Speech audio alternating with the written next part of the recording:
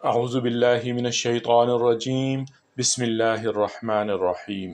تو اے پیغمبر صلی اللہ علیہ وسلم، کہیں ایسا نہ ہو کہ تم ان چیزوں میں سے کسی چیز کو بیان کرنے سے چھوڑ دو جو تمہاری طرف وحی کی جا رہی ہے، اور اس بات پر دل تنگ ہو کہ وہ کہیں گے کہ اس شخص پر کوئی خزانہ کیوں نہ اتارا گیا، یا یہ کہ اس کے ساتھ کوئی فرشتہ کیوں نہ آیا، تم تو محض خبردار کرنے والے ہو۔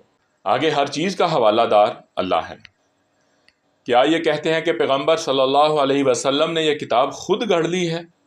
کہو اچھا یہ بات ہے تو اس جیسی گڑی ہوئی 10 صورتیں تم بنا لاؤ، اور اللہ کے سوا اور جو تمہارے معبود ہیں ان کو مدد کے لیے بلا سکتے ہو تو بلا لو، اگر تم انہیں معبود سمجھنے میں سچے ہو۔ اب اگر وہ تمہارے معبود تمہاری مدد کو نہیں پہنچتے تو جان لو کہ یہ اللہ کے علم سے نازل ہوئی ہے، اور یہ کہ اللہ کے سوا کوئی حقیقی معبود نہیں ہے۔ پھر کیا تم اس امر حق کے آگے سر تسلیم خم کرتے ہو؟ جو لوگ بس اسی دنیا کی زندگی اور اسی کی خوش نمائیوں کے طالب ہوتے ہیں، ان کی کارگزاری کا سارا پھل ہم یہیں ان کو دے دیتے ہیں، اور اس میں ان کے ساتھ کوئی کمی نہیں کی جاتی۔ مگر آخرت میں ایسے لوگوں کے لیے آگ کے سوا کچھ نہیں ہے۔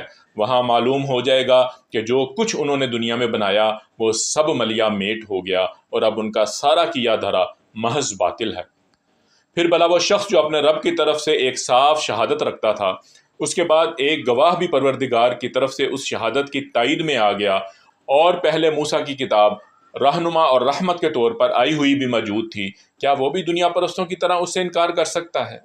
ایسے لوگ تو اس پر ایمان ہی لائیں گے، اور انسانی گروہوں میں سے جو کوئی اس کا انکار کرے تو اس کے لیے جس جگہ کا وعدہ ہے وہ دوزخ ہے۔ بس اے پیغمبر صلی اللہ علیہ وسلم، تم اس چیز کی طرف سے کسی شک میں نہ پڑنا، یہ حق ہے تمہارے رب کی طرف سے، مگر اکثر لوگ نہیں مانتے۔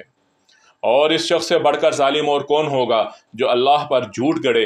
ایسے لوگ اپنے رب کے حضور پیش ہوں گے اور گواہ شہادت دیں گے کہ یہ ہیں وہ لوگ جنہوں نے اپنے رب پر جھوٹ گڑا تھا۔